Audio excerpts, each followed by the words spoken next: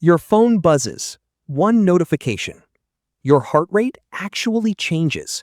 Not because your life is in danger, not because anything real just happened, but because somewhere inside your skull, a part of your brain that is older than language itself just heard a twig snap in the grass, and it does not know the difference between a text message and a leopard. That part of your brain has never seen a phone. It has never seen a car, an office building, a grocery store, or a single one of the 10,000 decisions you make in an average week. As far as it's concerned, none of that exists. It is still standing in the grass, scanning the tree line, waiting for something with teeth. And it has been running the show a lot more than you'd like to admit. So here's the question that should genuinely unsettle you. What if the anxiety you can't explain, the doom scrolling you can't stop, the way your heart races before a meeting that has zero physical danger in it at all, isn't a flaw in you specifically? What if it's just very, very old software still running on hardware that never got the update? Let's start with the timeline, because this is where it gets uncomfortable fast. Anatomically modern humans have existed for roughly 300,000 years. Agriculture, the first real shift away from a hunter-gatherer lifestyle, started around 12,000 years ago. Cities came later. Writing came later still.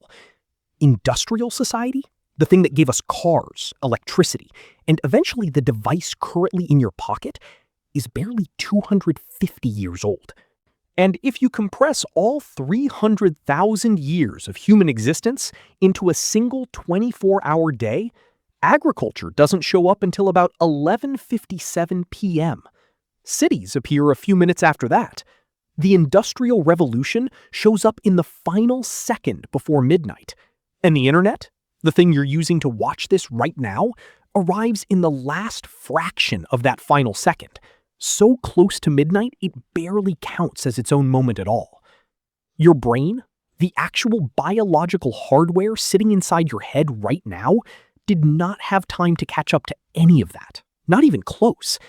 It was built, slowly, painstakingly, generation after generation, for a world of small tribes, immediate physical threats, and scarce resources. Then that world vanished, almost overnight in evolutionary terms, and left the brain holding detailed instructions for a world that simply doesn't exist anymore. Scientists call this evolutionary mismatch, and it's not some fringe theory dreamed up to sell self-help books. It's one of the most well-supported ideas in evolutionary psychology, discussed seriously in peer-reviewed journals, taught in university courses, and applied across everything from public health policy to how doctors think about modern disease. The basic premise is simple, and honestly, a little brutal. Your brain evolved to solve very specific survival problems in a very specific ancestral environment. Every instinct, every craving, every gut reaction you have was shaped by whatever kept your ancestors alive long enough to have children. Nothing more, nothing less. When the environment changes faster than the brain can evolve, and it absolutely has, far faster than any species has ever experienced before, you end up with a brain confidently giving you instructions that made perfect sense 50,000 years ago, and now actively work against you. Sometimes in ways that are mildly annoying, and sometimes in ways that are genuinely dangerous to your health and happiness. Here's the first place this shows up, and you felt it today, probably in the last hour without even noticing. Negativity bias. Researchers have found that your brain is wired to notice, remember, and react to negative information far more strongly than positive information. And the effect isn't subtle. One harsh comment outweighs 10 compliments in how it actually feels afterward. One mistake replays in your head all night, on a loop, while 10 quiet successes from the same day get forgotten by lunch the next day. This isn't because you're pessimistic, and it isn't a character flaw you need to fix through sheer willpower. It's because for most of human history, the cost of ignoring a real threat was death, immediate and final, while the cost of ignoring a good opportunity was, at worst, a missed meal you could try for again tomorrow. A brain that weighed both of those possibilities equally simply did not survive long enough to pass on its genes to the next generation. So evolution, ruthlessly practical as always, built you a mind that scans for danger by default, constantly, exhaustingly, running in the background even when you're sitting in a perfectly safe, climate-controlled room doing nothing more dangerous than scrolling through a phone. The second place it shows up is harder to admit. Modern news and social media are not accidentally stressful. Researchers studying this exact mismatch point out that media companies have entire teams who understand the negativity bias intimately, and they build content specifically to trigger it, because outrage and fear keep your ancient threat detector locked on, and a locked-on threat detector does not put the phone down. You are not weak for struggling to look away from bad news. You are running exactly the software you were built with, being deliberately exploited by people who read the manual before you did. The third place, and maybe the most personal one, is food. Your ancestors evolved a powerful craving for calorie-dense food because calories were scarce, hard to get, and often meant the difference between surviving winter and not surviving it at all. That craving, intense and relentless, kept them alive through genuine famine. Now, calorie-dense food is sitting in a drive-through window 30 seconds from your house, engineered by actual food scientists in actual laboratories to hit that same ancient craving as hard as biologically possible. And the craving itself has not updated to notice that scarcity is gone, that the famine ended generations ago, that you could drive to 3 more of these windows within the hour if you wanted to.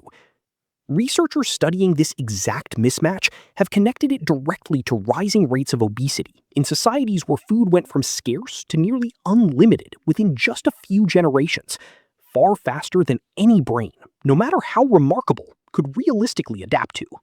Here's the thing, though. None of this means you're broken, and it definitely doesn't mean you're stuck. The researchers who study evolutionary mismatch are very clear on this point. The same big, flexible brain that inherited these outdated instincts is also the only brain on the planet capable of noticing them, naming them, and consciously overriding them. A lion cannot examine its own hunting instinct and decide to update it. You can look directly at your own negativity bias and go, that's just the old alarm system misfiring again. And that single moment of recognition is something almost nothing else in nature can do. This is really what makes humans strange among animals. We're the only species walking around with Stone Age hardware, running software we wrote for ourselves, in an environment neither one was ever built for, and somehow managing to notice the gap.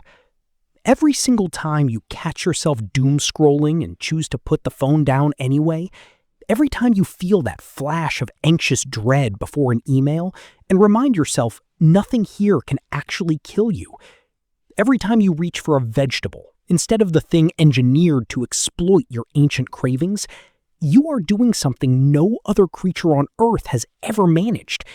You're taking a brain built for a world that disappeared thousands of years ago and consciously, deliberately teaching it to live in this one instead.